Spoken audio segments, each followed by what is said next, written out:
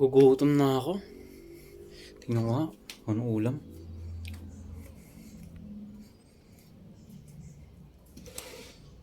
Wala pang ulam guys. Tingnan sa rep, baka meron sa rep. Wala din sa rep guys. Ano yun to? Gutom na ako. Ay! To sakto, meron pa guys. Sakto to guys. Gutom na ako. Guys, samahan nyo kumain. Ulam natin, santol. Ayan o. Tara guys, kain tayo guys. Samahan nyo guys.